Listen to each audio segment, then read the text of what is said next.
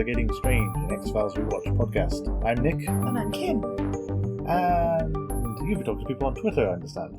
I have. We've been having a good old chat on Twitter this last week. Just following up on your question from the original episode about how people found the X-Files fandom and interacted with each other back in the early 90s when it first aired. I've read a whole host of different accounts. Thank you all for sharing your stories. If you'd like to share your own story about how you discovered the fandom, our Twitter is @GetStrange42. You're mainly speaking with me on there. But I have heard all kinds of stories. There are a number of AOL groups that have been archived on the internet and you can actually still read today, which kind of show people discussing their facts and theories. They are a bit difficult to sift through because they're kind of in reverse order, but I thought it was kind of interesting reading some of the kind of theories in the Season 9 section, which I think was the most recent thing on there when I was having a look the other day. There were also a number of people who said that they actually met in person, sort of having kind of a watch group at their local library where they would, after seeing an episode, meet up with other fans in a public place to discuss it. And more still who said that they'd have to kind of phone their friends in the ad breaks just to kind of discuss quick what was going on and hang up before the next episode the next part of the episode started, which I thought was massively entertaining. But it's good. I'm glad you've had a way to find your people, and it was nice to hear that some of the old X-Files kind of forums, such as one I believe that's called Haven, are still active today. Oh, that's cool. We'll have to go have a look at that at some point. I quite like the phoning people up during the ad breaks. In case if we would not only did not have that experience, we wouldn't be able to have that experience with the BBC. Yeah, that was one of my favourite stories. I just like that idea of having to have a rushed conversation with your friends in that 5 minutes. There are also some people who told me things like their own parents banned them from watching it, so they'd find reasons every week to go and stay with friends just so they could sit with their friend whose parents were more lenient and watch it. Well, I suppose it was meant to be a scary programme, which leads us, I think, quite nicely into one of today's episodes. I think it's kind of interesting, before we start to get the group thing in, that both of these episodes were intended to be what's called bottle episodes. So the idea is it's an episode filmed entirely in one location, which is supposed to save on costs and make a very cheap episode to film, because by this point X-Files was already massively running over budget. But as it turned out, for both of the episodes we're going to be talking about today, they had to entirely build sets from scratch, so they became two of the most expensive episodes in the series to film. Not exactly how it's meant to go. For an example of a really good bottle episode, there's an episode of Community where they're stuck in the library where the puppy parade is going on outside. Ah, yeah. That's the very archetype of a bottle episode, given they're using pre-existing sets and there's nothing extra added onto it. I always think of it more like a Stephen King story as well, where you have the claustrophobic novels like Misery that are basically set in a room. Yeah. Gerald's Game as well. Jared's Game as well, yeah. So and Jared's Cujo. Game, yeah. Cujo's all set in a car. Interesting you say Cujo, because that's going to come up later, bizarrely. Ah, yes, of course. Good tie-in. Oh, we meant for this podcast. What, specifically Cujo? Specifically Cujo. And not the fact that we got a doggy coming up. Yep, specifically Cujo. Mm-hmm. I have a reason. Ah, okay. I look forward to it. Yep. But I suppose anything else? More going okay? Yeah, completely failed at today's one because I knew what the episode was and just couldn't remember its title. So that was my great Moldal failure of the day. What was today's? Kill Switch. Is that William Gibson's one? Yes, it's one of the William Gibson ones. For the future. So we're getting to Ice, originally broadcast on the 5th of November 1993. It's directed by David Nutter and written by Glenn Morgan and James Wong, who we last saw back in Squeeze, I believe. Notable guest stars include... Well, actually there are 4 notable guest stars. There's Xander Barkley, who plays Dr. Hodge. You may have seen him in Terminator 2, where he's John Connor's foster father, who gets the sword through his face. Oh, okay. He is Trevor Lyle, the lead's husband in Candyman. He's Henry Hunt in Apollo 13, who I don't remember. And he's Dr. Lamar in Gattaca. There's also Felicity Huffman, who played Dr. Nancy De Silva. She was an attorney in the film Hackers. And I'm sorry it keeps coming back, but she was in Frasier as Julia Wilcox, who I don't remember, but every damn time. And Bojack Horseman as herself, perplexingly. We also have Steve Heitner, who played Dr. Denny Murphy, who we know best as Kenny Banya from Seinfeld. One of Seinfeld's many nemesis, but a low-key nemesis. A reoccurring one as well. A reoccurring nemesis. He was also oddly in Face Off, though I do not remember him whatsoever in that film. No, I can't remember him in Face Off either. Yeah. And last but not least, we have Jeff Kober, who played Bear, the pilot. He's been in a lot of things, but notable is Tank Girl, of all things. Buffy the Vampire Slayer, so every episode will come back to Frasier and Buffy the Vampire Slayer. Sorry. Are they just driving up a truck outside the studio where they were filming Frasier and just loading the extras onto there? I don't know, because Frasier presumably was filmed in Hollywood and X-Files was in Vancouver, so how this crossover keeps happening, I don't understand. Here, he's also, like so many of the guest stars, was in both Star Trek Voyager and Star Trek Enterprise. But anyway, a synopsis for ICE. After a mass murder-suicide occurs in a group of geophysicists who are based in icy Cape Alaska, Mulder and Scully investigate. They are joined by a physician, who's Dr. Hodge, a toxicologist, who's Dr. De Silva, and a geologist, who's Dr. Murphy. Rounding up the group is a pilot, who is named Bear. On arrival, they find dead bodies and a dog that attacks and bites Bear. Examining the dog shows symptoms of bubonic plague. The creature also has a rash and something moving under its skin. Bear, who has actually been bitten by the dog, swiftly shows similar symptoms to the dog, including black nodules and a rash. The scientists' bodies do not show any of these symptoms. The ice core samples the geophysicists had retrieved are revealed to have come from an ancient impact crater way below the ice sheet. With an incoming storm, Bear wants to take the group and leave, and when they do not want to, for fear of infection, he tries to leave on his own and becomes violent when they attempt toxicological screening. They see something in his neck, and once removed, the worm creature sprays black liquid, and Bear swiftly dies. The group now has to wait out the storm because they can't possibly leave without a pilot to fly them out. Another worm is retrieved from one of the scientists' bodies, and only one, and Mulder believes that these are extraterrestrial creatures. Scully is less concerned with where the creatures have come and more about their potential infectious nature, given they seem to induce aggression in humans and wants them destroyed. The group screens themselves for symptoms but finds none. That night, Mulder finds the Dr. Murphy dead in a fridge. The group immediately suspects him of them killing him and locks him away, fearing infection. While investigating the worms and the blood, the group discover that they are hyper-aggressive to each other and theorize that one will kill another within the same body. They test this with the dog, and the dog is swiftly and completely cured, as far as anyone can tell. They then decide that this should be done to Mulder as well, despite Scully's objection to this because they have no evidence he actually is infected, and Hodge and De Silva attempt to force the issue before Hodge notices that De Silva is the one infected. They give her the worm, and she is then subsequently submitted to quarantine. After the rescue, Mulder wants to go back to the base camp, but Hodge reveals that he's been destroyed by the government. So I'm going to get this in first. I like this episode, so don't accuse me of not liking any episodes. I did like this one. I have problems.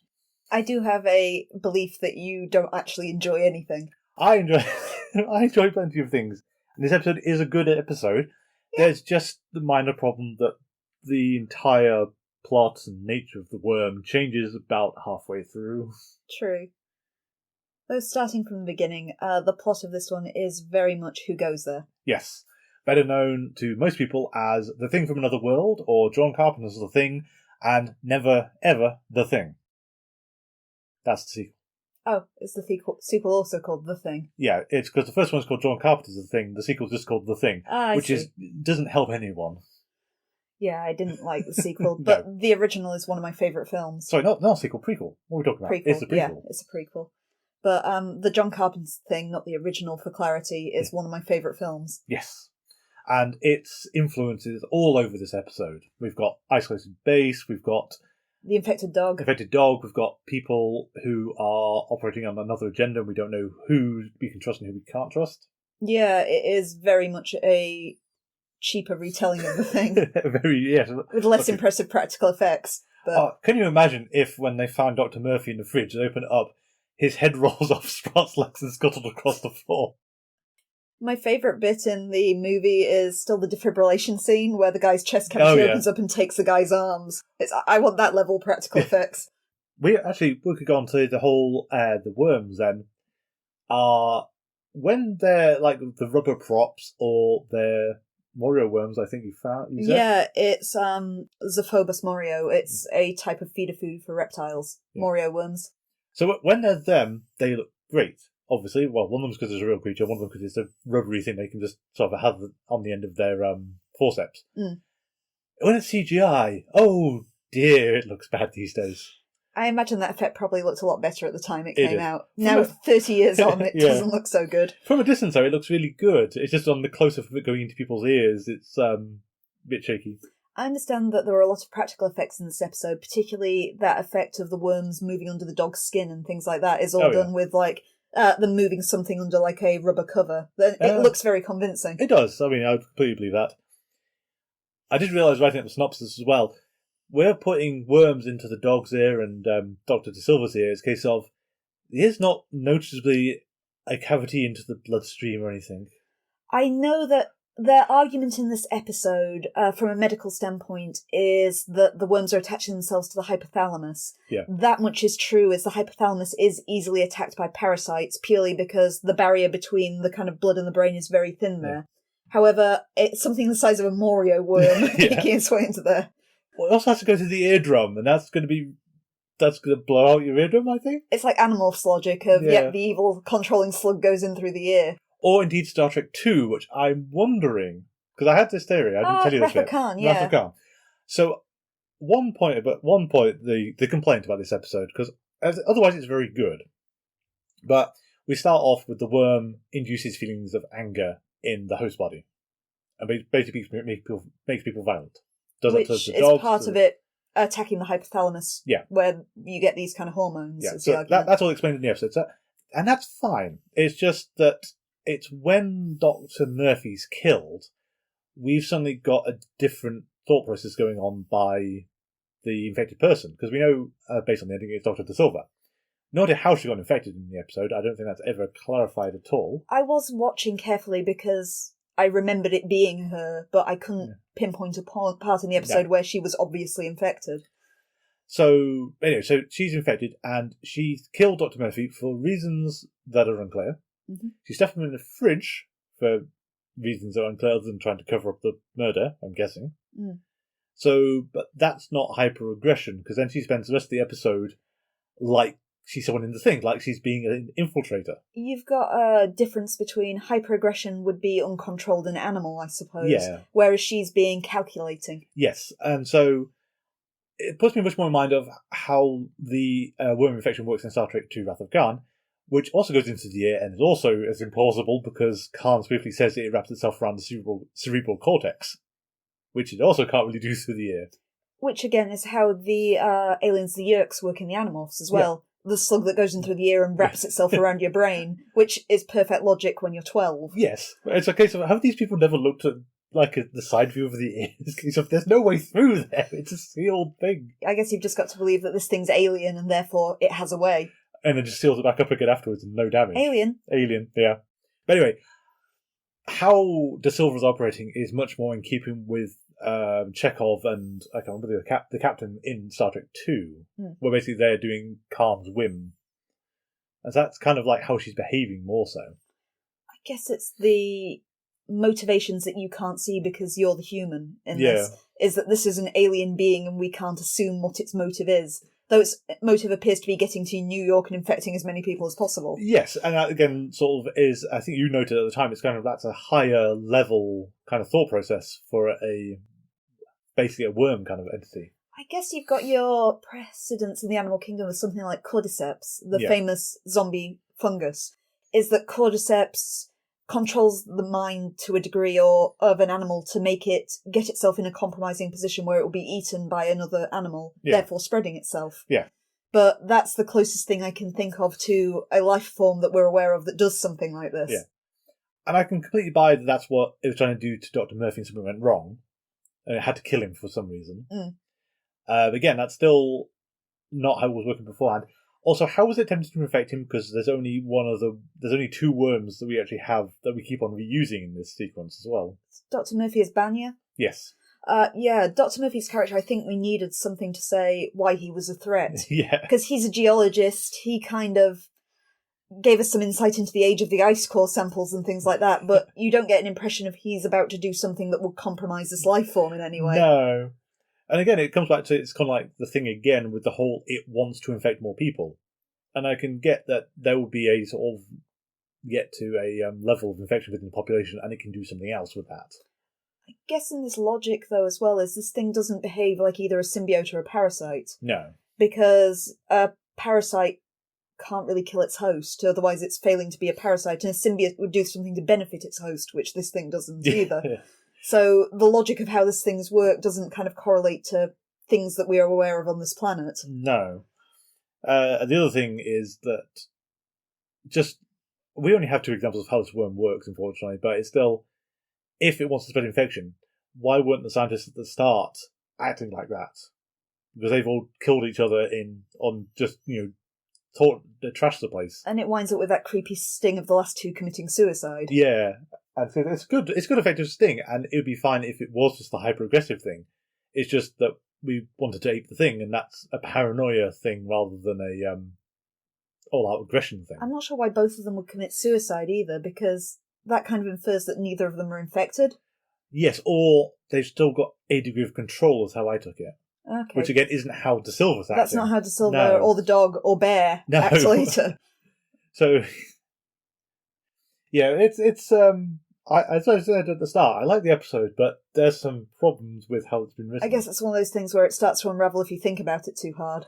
It does. It's just, I don't feel it's too bad, too a problem to expect it to be coherent like that. But to talk about the positive, especially following on things like Jersey Devil, which fail to maintain tension in any way. Yes. This is so tense, this episode. The whole doubt and that anybody, including Mulder and Scully, could be infected. Yes. Especially when you find out there's a way to cure it, then you can say, well, yeah, actually, if we can cure this, Mulder and Scully could be the actual killers in this episode. Yep. You've got that kind of whole one-night werewolf mafia sort of thing where you're trying to get to the bottom of this. Absolutely. Although, of course, it turns out in the end that neither of them are infected. Yeah, but just putting them in that situation where Mulder and Scully, when you've had like 6 episodes of them building trust, to now have this one where they both doubt each other. True, but they don't doubt that. That's interesting now, because they don't doubt each other that much. Because Mulder, when Scully wants to check him when they're on their own, he immediately gives in and lets her check him. But he immediately checks her right after, Yeah. so it's kind of interesting that he does bare his neck to her and do that initial trust. Yeah. However, then the second she turns her back, he kind of pulls down the back of her shirt too and makes doubly sure of this, that there's nothing crawling under the skin. Yeah. But I do also think, though, that it's a bit weird how sure they are about the crawling under the skin, given they made the point of only one other body had the worm in it.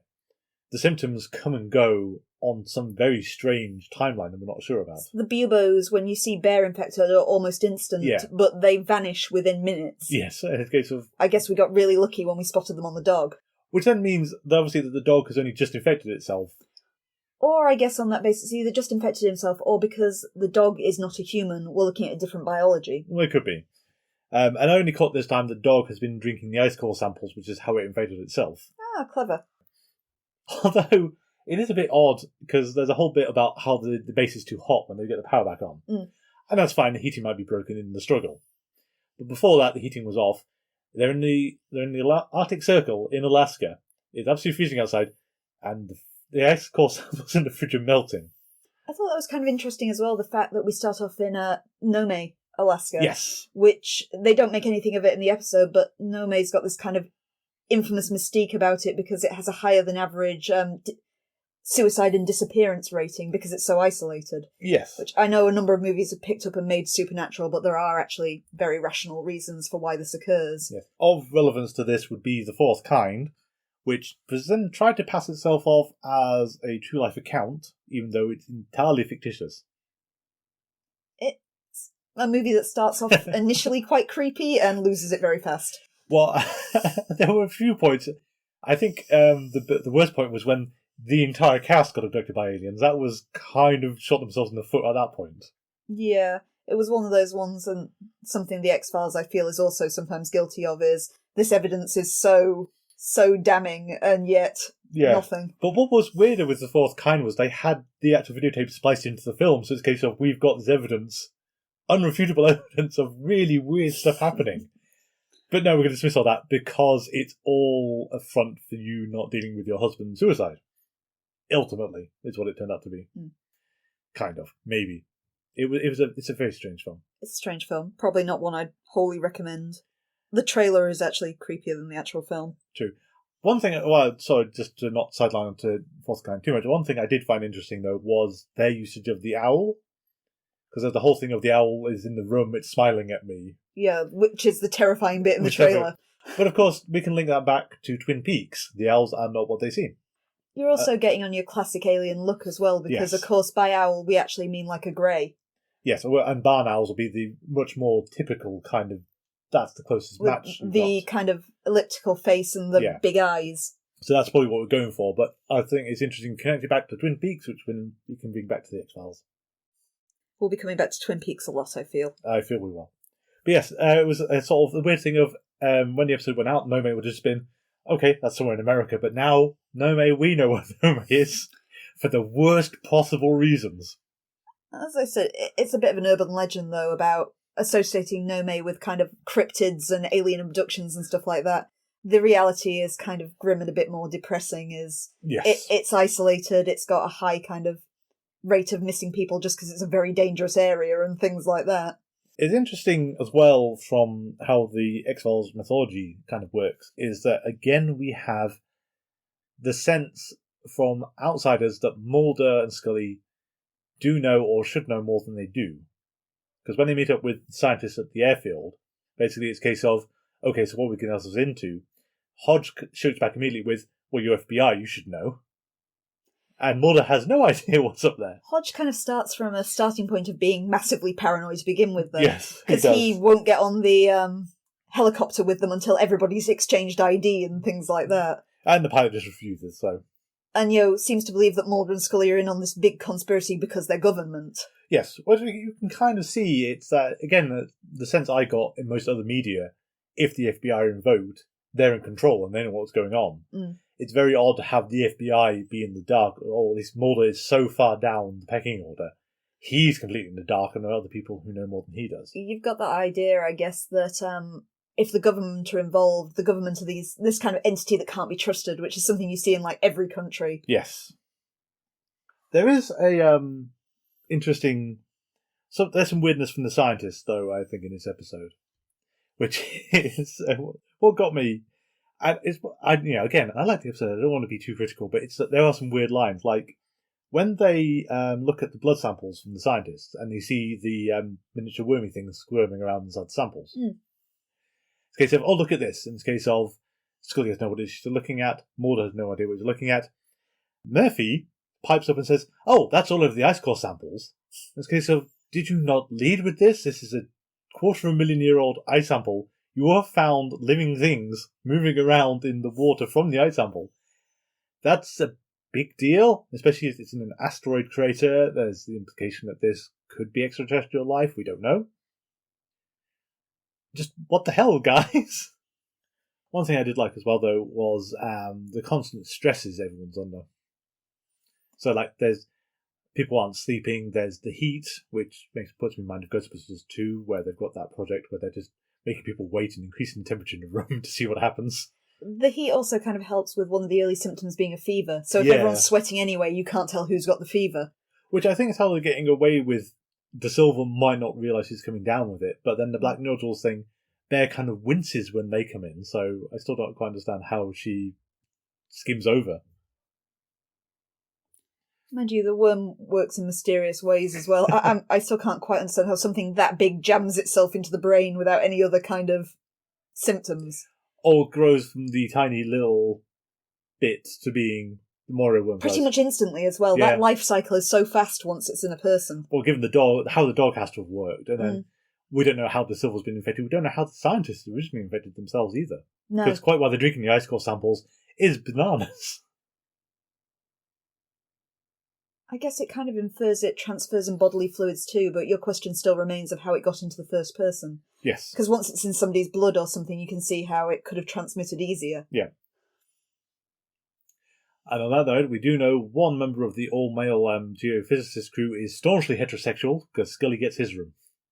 Yes. The pawn chamber. Scully gets the pawn chamber. Why is it in the episode? I felt that Mulder's quarters are a bit more heart-wrenching because you've got things like the photos of the guy's family pinned up in there as well, and it's like, all right, yep, that's tremendously sad. Evidently, Scully is not in the sentimentalist's room. No, she's in the perpetually single man's room, apparently. Very tasteful and very professional when you're out in your scientific survey. Oh, absolutely. I thought this episode was kind of interesting as well because, as much as we keep calling this thing a worm, it is the first actual physical alien life form we have seen as well. Well, possibly. It's potentially there. We don't know. It's not an ancient creature that's been caught in the ice. But it's in the middle of a meteorite impact crater, and I think Banya makes the comment about how the ammonia to water ratio in the sample is greater than what you would find in the Earth's atmosphere as well, inferring it's come down on the meteor. So, whereas we've kind of avoided seeing they as Deep Throat and anyone else refers to them previously, now we have seen they, but it's not the kind of impressive life form you might be imagining. No. And while we would say, can we hook these worms into an alien life cycle, next episode we get to, I think we're going to have time to call the question, what the hell aliens is going on? But we're going to get to that in a minute. I said it last time, or whenever we talked about Conduit, these are the Volkswagen Transporter aliens. You're not always going to get the ones coming up in the Lamborghini. Yes, but we still need to talk about the ghosts, the alien ghosts. Yeah. They're a level below the Volkswagen Transporter aliens. Okay. Not everybody has the budget, even within the alien circles. That's true. I do feel that it's interesting that Scully, of all of them, is the only one who felt it necessary to barricade her door, which you'd think would be a matter of course, really, especially when as far as you're concerned, you're dealing with hyper-violent infectee, maybe. It takes the longest time for her to get rid of the gun as well. I wanted to bring up the gun before, because I thought it was hysterical. Because after Mulder's thrown into the lockup, they come to her and say, oh, you've got the only gun, what if you're infected? So she pulls the clip out of the gun, takes the spare, and throws them out the door into the snow. So first off, it's not impossible for someone to go out there and get them. It's hard, but not impossible. But what made me really laugh was, when they realised the Silver's infected, she runs headlong through the base, pulls open a drawer, and pulls another gun out. So Scully had the only gun, did she? I wonder where that gun even came from. There must have been some present, because the two opening killers shot themselves. And nobody else had interrupted this crime scene, so there must be at least two guns around there somewhere. Yeah, but why do you have these guns? Because I think you suggested polar bears, but rifles are kind of more what you'd use if you were worried about polar bears, I'd have thought. I've never hunted a polar bear before, Me Nick, either. so I'm going to assume that for the logic of this episode, you can take one down with a 6-shooter. Okay. I'm sure they don't have handguns in the thing. I suppose they're Antarctica for the thing. They have flamethrowers in the thing, though. Yeah, but didn't they have to make the flamethrowers? It's like in Alien. They didn't actually have them to hand. They had to put them together. True. So yeah, we're not sure why the members of this research team are heavily armed, or why this other gun escaped all mention until it became relevant.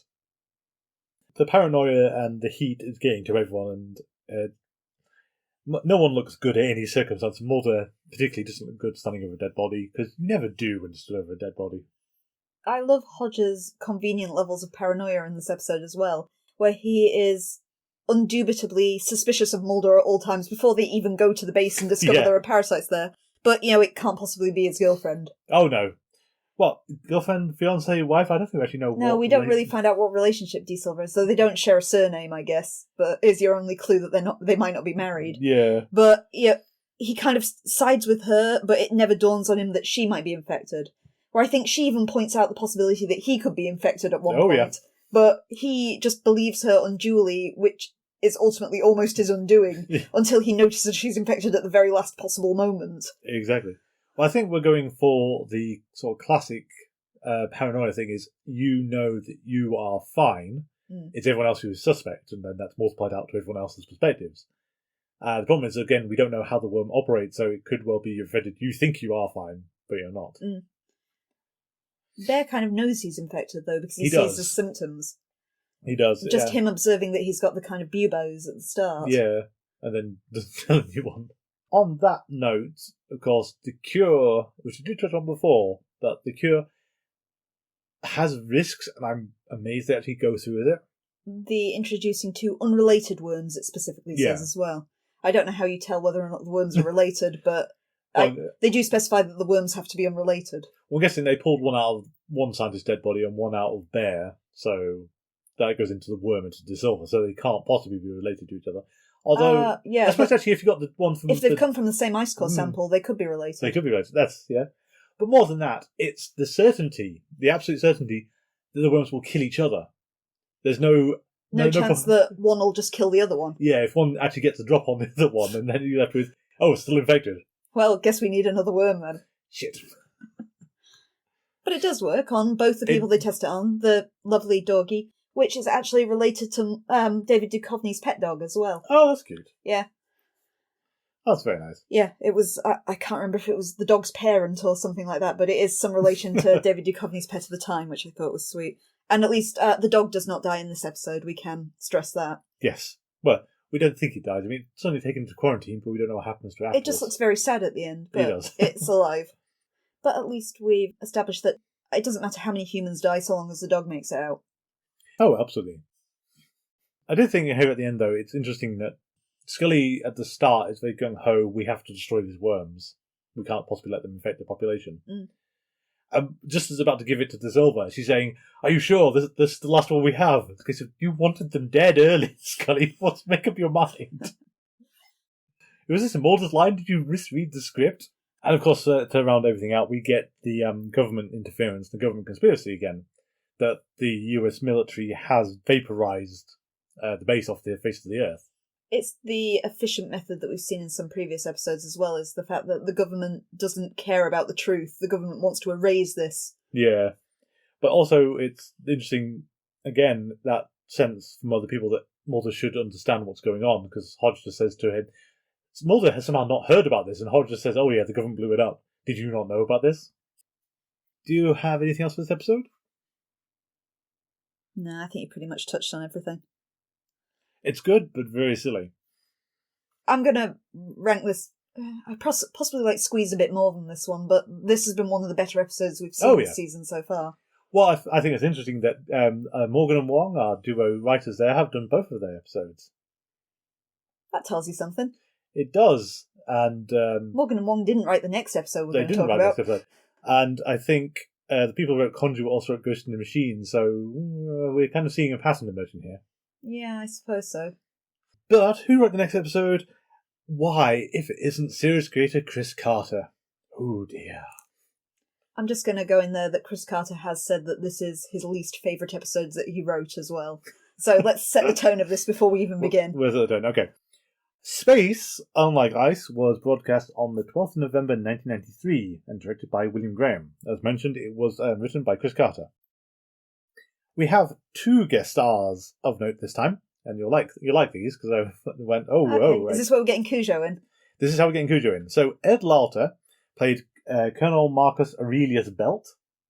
Lieutenant Colonel. Okay, sorry. He was Joe Camber in Cujo. Oh, yeah.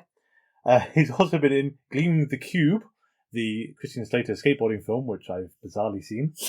It's infamously bad. Absolutely notoriously bad film. You're not selling it. I don't want to sell it. He was also in The Rocketeer, True Romance, Wagons East, which is the weirdo John Candy's last film. In the number 23 as Father Sebastian, so I don't remember that character. It's a priest. Yeah. Yeah, I remember. Oh, okay, it's been a while. But conspiracy angle there. Good film, too. Good film. He was also in Star Trek Next Generation. Everyone comes back to Star Trek eventually. Or Frasier. Yep. And he was also in The Office, where he was Sam Stone Sr., who I think is the guy who Dwight tries to buy the suit for his protege. Okay, yeah. I remember. Okay, but more interesting then, our other guest star is Susanna Thompson, who played Michelle Genereux, who was in Malignant. I can't find out.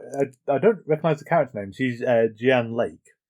She's not the scientist, as I'm aware. I'm not sure who she is. I'm not sure. No. But good film. Good, she's in Malignant. Watch Malignant if you haven't. Just bear with it if it seems like it's really tedious for the first hour. Don't read anything about Malignant before you go in. It's worth it. And hang on, because they'll get to the moment when Yes, I see why you were advocating for this. It's quintessential bad horror. It's very, very worth watching. Yeah. And then she also has a run of Star Trek. She was on Star Trek The Next Generation twice as two completely different characters. She was on Star Trek Deep Space Nine. But also, she was on Star Trek Voyager as the Borg Queen. Ah, that's cool. Yeah, one of many, because they also got Alice Krieg back in to do it. So, and I know this is actually going to be a difficult one because, my word, this episode, would you like to try and give us a synopsis of space? Oh, I will do my best to summarise space. I always get the fun ones. You'll get a good one next week, I'll get a good one eventually. Our opening sting for this episode takes place in 1977, which shows us a report about the discovery of the stone face on Mars, which is reported to be a trick of the light, and not actually a face. We are introduced to Lieutenant Colonel Marcus Aurelius Belt, who was a astronaut who was notoriously in a very dangerous space mission called the Gemini 8. In the Gemini 8, there was an incident that almost cost the life of both astronauts involved. They did survive, however, Lieutenant Colonel Belt saw a mysteriously ghostly figure approaching him. While he's lying in bed, kind of having a traumatic flashback to this occurring, we see the kind of ghostly spectre of this creature, which does look like the stone face of Mars. Mulder and Scully are approached by an informant from within NASA, who is Michelle Generou. She is a communications commander for NASA's mission control in Houston. She has evidence that a recent space shuttle disaster, shuttle launch that was aborted seconds before it should have lifted off, was the result of sabotage. She shows some photographs that she's received from an unknown person that show an intake valve that has been damaged, and says that she's looked into this and discovered that the damage occurred can only have been caused by intense heat. She's been told by someone that Mulder and Scully are experts in these unsolvable cases, so therefore she's approached them to try and explain it and find out who was responsible. The two of them are invited to mission control to watch the next launch, which, it should be noted, also involves one of the astronauts who is the fiancé of Michelle Generou, so this is very personal to her. They also speak to Belt, who kind of assures them that everything will be fine and nothing will go wrong, and indeed the launch does seem to go out without a hitch. However, as Mulder and Scully are leaving later, Generou rushes to them, saying that they've now lost contact with the craft in orbit. While they are rushing back to mission control to find out what's gone wrong, Mrs. Generou is involved in a car crash when a spectral stone face-like form flies through the windscreen of her car and forces her off the road. Mulder and Scully are right there behind her and they manage to pull her out the wreckage. Even though she's injured, they do proceed to mission control. They discover that the shuttle has managed to move into direct sunlight and is unable to rotate itself. Therefore, the lives of all the astronauts involved are in danger. They realise that this is due to problems with the uplink. Of course, Generou immediately assumes it's been sabotaged in some way. Belt orders all communications with the spaceship to be cut in order to them to have manual control and maneuver this themselves. Generou voices the fact that this is incredibly dangerous and will risk the lives of anyone on board, but Belt overrides her and insists that this takes place. Luckily, cutting the uplink does indeed work, and it does save the lives of the people involved. Mulder's then kind of horrified that Belt lies to the press to protect the mission. Belt explains to him that if there is another flaw, it's likely that the space program will be shut down because of this slew of accidents. It does, however, damage Mulder's kind of impression of Belt, who has been his childhood hero as a famous astronaut. Belt returns to his home, in which he has another flashback of his traumatic experience previously in space. While he's having this flashback, we see the kind of weird space ghost escape his body and fly off into orbit.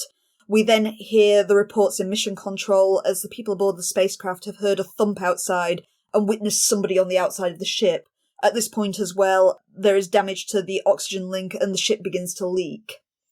Mulder and Scully now suspect Belt deeply. They look into this in NASA's records and discover that he was responsible for a lot of other famous shuttles that have gone badly wrong, notably including the Challenger spacecraft, which blew up, I believe, 17 seconds after it launched, or something like that. Belt at this point also kind of has a complete nervous breakdown, which leads to a heart attack, which he has to be resuscitated from. panicking and kind of indicating that he is the one responsible for all the sabotage. He reveals that the shuttle will not survive re-entry, which it needs to do in order to save these astronaut lives. But on prompting from Mulder, he does eventually tell them what they need to change the trajectory for, so it will land safely and survive. This does indeed work, although Jenna is suspicious of taking this advice, she is forced to, and it does save the life of all the astronauts involved. Belt is then rushed to hospital, where he cryptically reveals that he encountered something during his spacewalk previously in the 1970s, and it has been living inside him, causing all the disasters that have occurred. To prevent the creature from coming back, Belt throws himself out of the hospital window and falls to his death. At Belt's funeral, we see Jenna and her fiancé revealing that he definitely has survived the incident. Mulder, at the funeral, hypothesizes that Belt was controlled by some kind of alien entity, which compelled him to sabotage the different spacecrafts and prevent the space program from taking place. However, it's revealed that he was also the one who sent the mysterious evidence to Jenna at the start, which showed at some subconscious level he was trying to stop this. This kind of reaffirms Mulder's view of him, and Mulder pontificates that at the end he was behaving like a true astronaut. Thank you. I'm sorry if I made that sound more interesting than it ultimately is. I think the first thing that occurred to me while listening to you do the synopsis was the interesting thematic tie back to ICE there, in that it's the person who is normally under control still trying to act contrary to how they're being forced to, kind of thing. It's unclear, again, we're trying to put thoughts onto a alien or possibly ghostly entity in this one, but it's the whole idea of we don't know its motives. Its motives are never explained and often seem contradictory in this episode. But we don't know what it hopes to achieve or why it's chosen Belt in the first place when it can travel freely through space. And possess other people, we assume? It's unclear. It's unclear why it's chosen Belt and why it sticks in Belt and doesn't seem to take control of anyone else. Yeah, I mean... But also evidently has a physical presence because it physically hits the side of the ship and causes damage too. Yeah, and then the episode kind of tries to turn itself into Quatermass experiment briefly before stopping. Then Mulder at the end also says that subconsciously Belt had to be acting to try and prevent it, but we don't know how he's reacting subconsciously or why it is unable to stop him from doing this. Yeah. As an intelligent creature that can, well, essentially perform rocket science, must be able to tell when it's being kind of manipulated too. You would think. I mean, one thing that strikes me still, and it's a really weird framing detail, is we see the flashbacks we get to Belt on his mission. We see it like 3 times. Mm. The first 2, they're over a red-tinted planet. And the last one, it's blue-tinted. And the implications seem to be that they were in orbit around Mars, which... It should really be noted that the Gemini 8 was a real mission that almost went disastrously wrong, and was in the orbit of Earth at the time. They've obviously changed the names of the astronauts in this episode, but Belt would be the equivalent, I guess, of Neil Armstrong. Yeah. Because the Gemini program was the forerunner to the Apollo program, wasn't it? Yes. But why are they in orbit around a red planet? I had to assume it was just a stylistic thing, but again, it confused me too. I wasn't sure what we were trying to get at with this. Well, like to me is, it'd be fine if it was on Earth, because the Space Ghost comes from space, possesses them out in orbit, that's fine. Mm. But the first flashback is red, the second flashback is red, the third flashback is blue. So, special effects guys, what was going on there? You also get the kind of links to Mars with the repeated references to the stone face of Mars, and the fact that the spirit resembles that. The stone face of Mars actually being a real thing, it's a simulacrum. It's an example of pareidolia, which is the way that the human mind makes inanimate shapes sometimes look like something else. Yeah.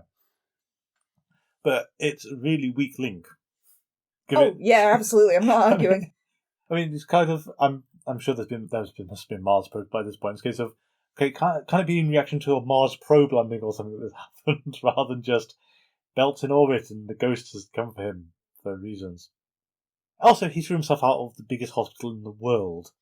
Not only threw himself out the window, but threw himself out into the middle of an intersection. That's quite a leap. Going like Houston's a big city, isn't it? So maybe there are hospitals that are 40 stories high in the middle of Houston. He's got to go through glass and then into the middle of an intersection. Yes, no. Before we get to the space, we do more of like mission control. I think... And it's 5 employees. And it's 5 employees. But I think this is another one of these ones where they struggled to come up with a reason for Mulder and Scully being there. Because the fault that she's found or been sent for the mission is an internal structural fault with presumably either sabotage or whatever there's a problem with the part.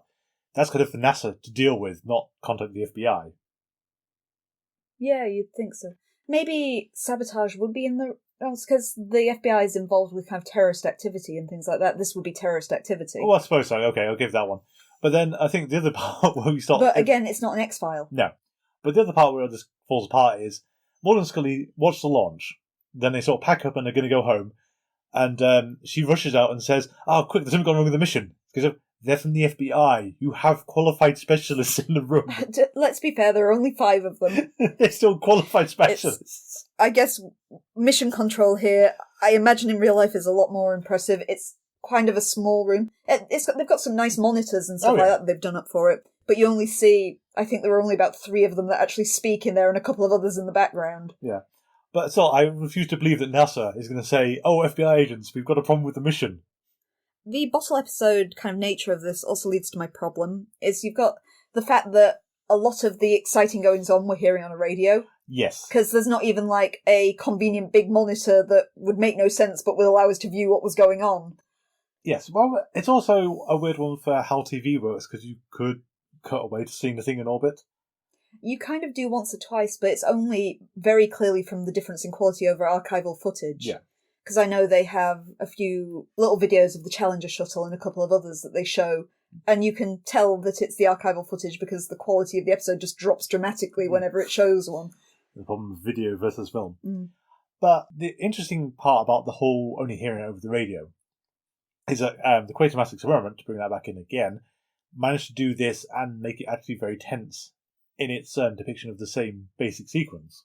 The Quatermass experiment then sort of goes on to do much more with this concept, which is Species 2, for anyone who wants the modern version of Quatermass. But much better. Much better, Don't yeah. knock Quatermass. Oh, no, not my Quatermass. I'm just saying that the whole, you don't see what's happening, you only get it over the radio. It can work, but this episode failed to do that as well. Mm. Even making that astronaut, who I'm not even sure he has a name in the episode, No. but is Generu's fiancé. Yeah. That's trying to give it a personal stake, but I just didn't feel it, I must admit. Well, no, it's because we don't know who you are, we don't care. Mm. Oh no, he might die. Okay. I'm not even sure why Generu would even be there, because this has to be a conflict of interest. There's even a point where Belt says, if you can't be impartial, get out. And Yeah. Admittedly, even though knowing Belt's the saboteur and Generu's in the right, he's got a point. Yeah, oh yeah. It's like she could be endangering the mission there because she's too concerned about her husband to think objectively. Yes. Well, we don't know he's her husband. Fiancé. Sorry, He's specifically a fiancé. Okay, fiancé.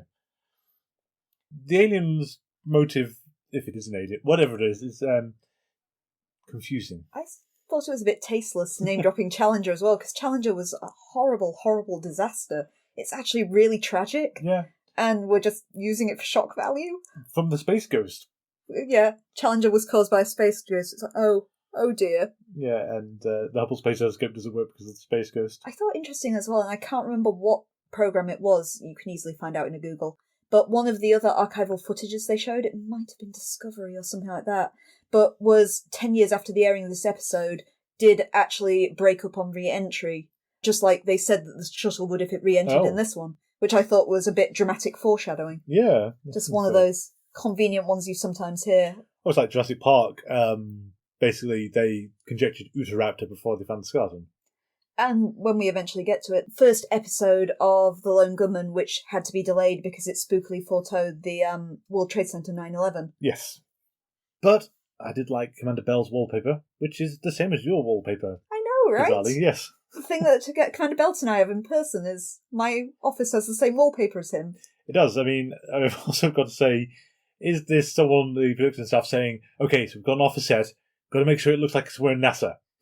We found this roll of space wallpaper. Okay, so I want to know how many offices in NASA have the space wallpaper. And not my rationale of my frogs need something interesting to look at. Space wallpaper. Yes. Weirdly, it put me in mind of One Division of all things. Because Bell, Commander, big up in NASA, Tiny office, much like that guy in WandaVision. His apartment as well. I'm going to link this back to the best paid secretary in America in Shadows, who had the most biggest, beautiful apartment, yet our lieutenant commander in charge of NASA apparently lives in what looks like a hotel room, and probably was, to be fair. Probably, well, he does have a fridge as well, so it's confusing. But the doorway into his apartment goes into the kitchen. Yeah. It's a case of, what?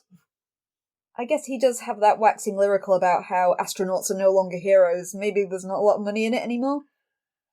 I think we'll probably find out. I'm pretty sure astronauts still get paid a fair whack. Lieutenant Colonel sounds like you're pretty high up as well. Yeah.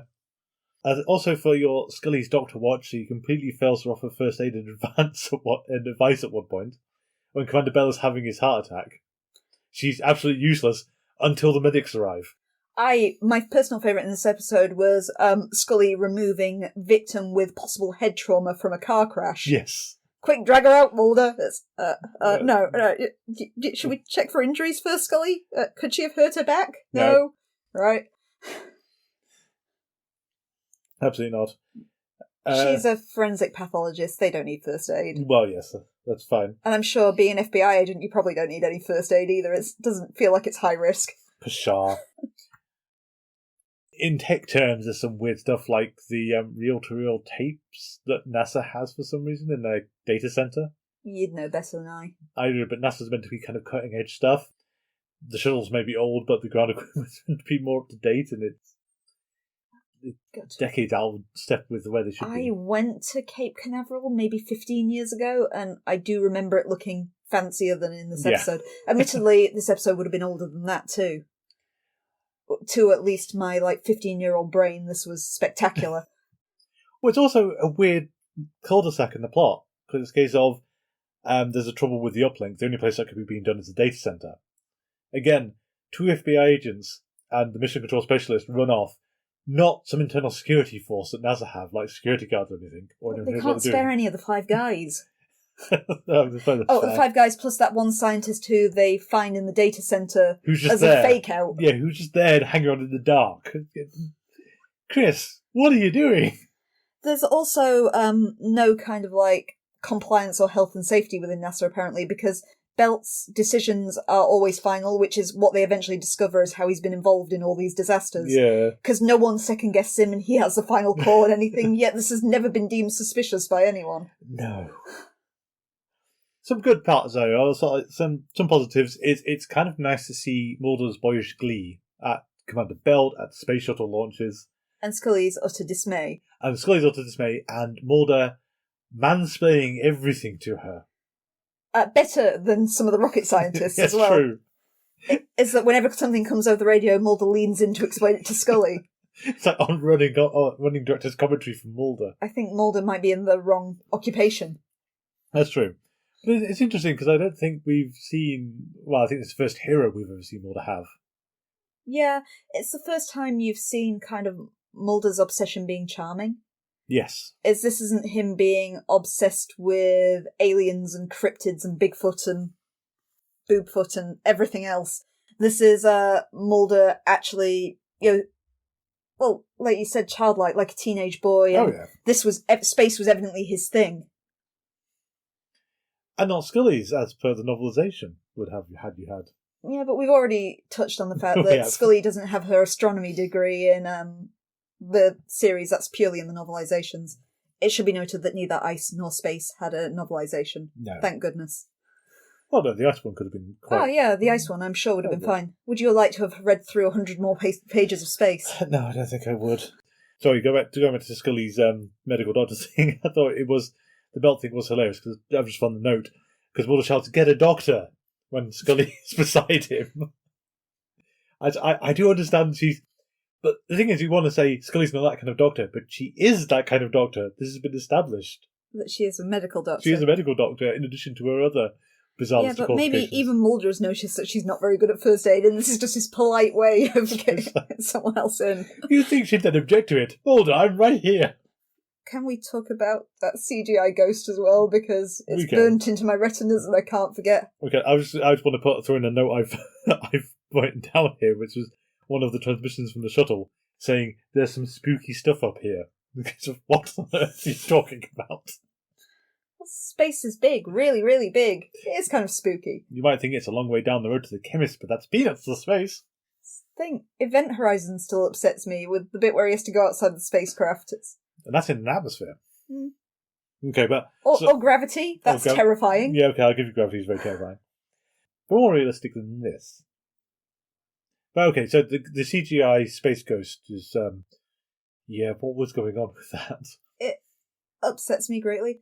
I remember as a kid, before I saw this episode, just seeing that one screen cap where Belt's lying on his bed and his face is kind of twisting like the Ghost of Mars. And that was my first thing I saw of this episode, thinking, wow, that looks creepy. No, it's not in person. It's not creepy. It's a very bad effect that I remember even looking bad at the time I first saw it. I like its scream as well when it rushes towards you.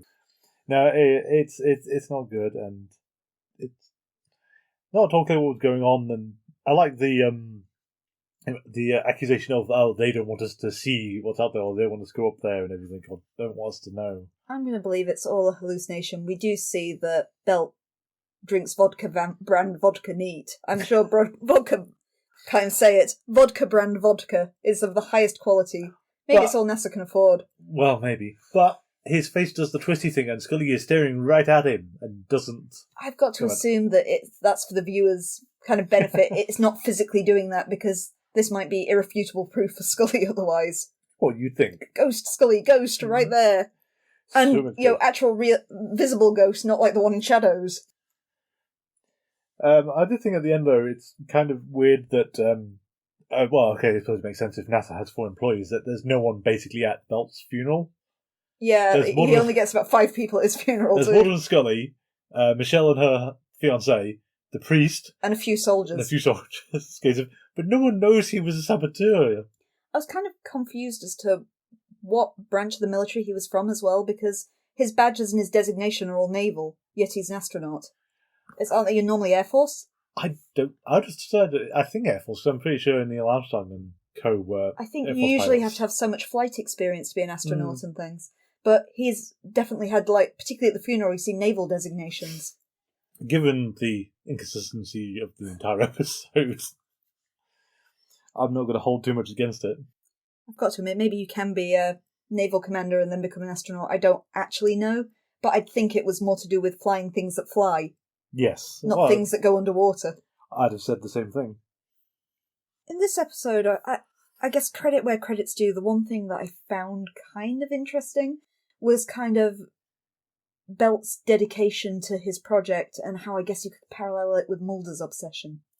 Is you have Belt, and we see that Gennaro is more the humanist in this episode, and she's worried, well, particularly because of her fiancé, but she's worried about preserving life. Yeah. But Belt's attitude is more humans can be sacrificed so long as we save the space program, the bigger picture. And kind of that comparing with how we see Mulder behave sometimes, because even when Belt is dying and they need to defibrillate him, Mulder is ardently not letting people kind of see to him until he's got the information he needs, because that's Mulder's keeping his obsession alive in the same way. Yeah. So even though Mulder's kind of dream, until the end when he reconciles that Belt was a hero in the end, Mulder's kind of dream view of this American hero is shattered by his kind of initial behaviour. It's kind of interesting that Mulder's not kind of seeing the mirror held to himself. I quite agree. Cannot see himself. The car accident. Why?